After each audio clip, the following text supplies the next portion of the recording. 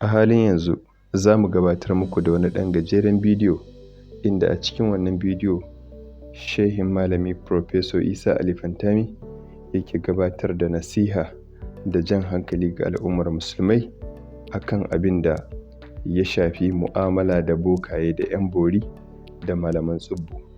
Malam ya gabatar da wannan jawabi ne a daidai lokacin da yake amsa wata tambaya, kuma ya yi jawabai waɗanda suke masu muhimmanci da ilmantarwa.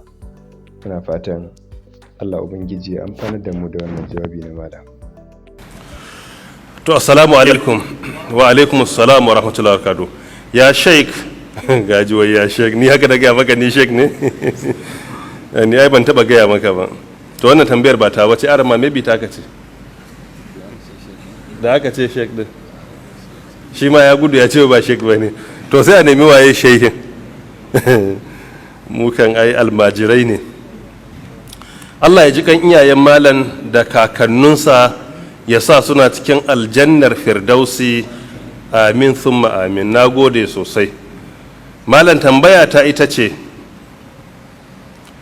na je wajen wani malami domin ya yi mani addu'a, sai ya ce da ni in cire kuɗin da yake wajena, kuma sai na ga ya kife ƙwarya, ya sa faifai akan ƙwaryar, sai ya ɗora ƙur'ani a kai. Yaya matsayin wannan malamin? Gaskiya ba malami ba ne. Babban abin da aka yaudare mu, kuma mu muka yaudaru, shine sai mu ce wa limamin masallaci malam, alaramma mu ce masa malam, mai karantar da mu sunna mu ce masa malam, mai tafsirin ƙur'ani mu ce masa malam, ɗan duba mu ce masa malam, matsafi mu ce masa malam, mai sihiri mu ce masa malam. Mun yi adalci? Wannan ba su suna ɗaya da muka yi sai ya sa mata da yawa suke ruɗewa. Ita kawai daga nan ce malam ne sai ta ɗauka kawai to shi ma irin malamin da ke limanci a unguwarsu ne, kawai sai ta ɗauka mutumin kirki ne. A cikin majmu'ul fatawa na Ibn Uthaymin rahmatullahi alai a mujalladi na 2 namba na 184 ya amsa tambaya irin wannan, ya kuma kafa hujja da hadisi da yake Bukhari da Muslim, riwaya ta Muslim rahmatullahi alai, hadisi na 2230 da manzon Allah tsira da aminci su tabbata gare shi ya ce, man ata arrafan fasa'alahu lam tuqbal salatu 40 yawman. Dukkan wani wanda ya je wajen dan duba ya tambaye shi, wannan riwaya ba ta ce ma fasaddaqahu ba fa, a'a kawai fasa'alahu, ya amince da dan duba ya kai aje a nemi fatawa a tambaye shi akan abin da zai faru gobe ko jibi ko a nemi taimakonsa. Da ya tambaye shi dalilin wannan sallarsa ta kwana 40 Allah ba zai karba ba.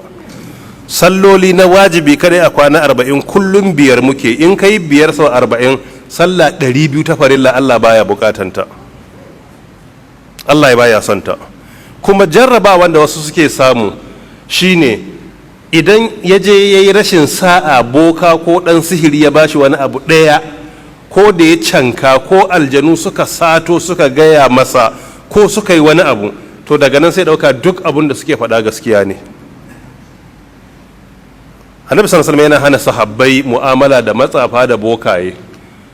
A cikin hadithin Muslim, hadisi na 2228 yana cewa laisu minallahi fi shay, su a wurin Allah ba komai bane. Annabi ya fada. Sai wani sahabi yake cewa ya rasulullah yuhaddithunana wa fi ba'd al-ashya yakunu haqqan. Suna ba mu labari a sashin wani abu kuma abin da suka fada sai ya zama gaskiya ne, sai mu ga ya faru.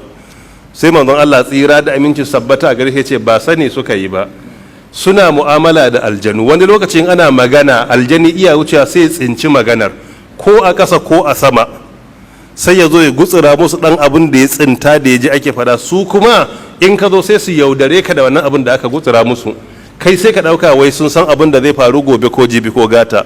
Wallahi tallahi billahi ba su sani ba, Allah ne kadai ya sani, ba su sani ba.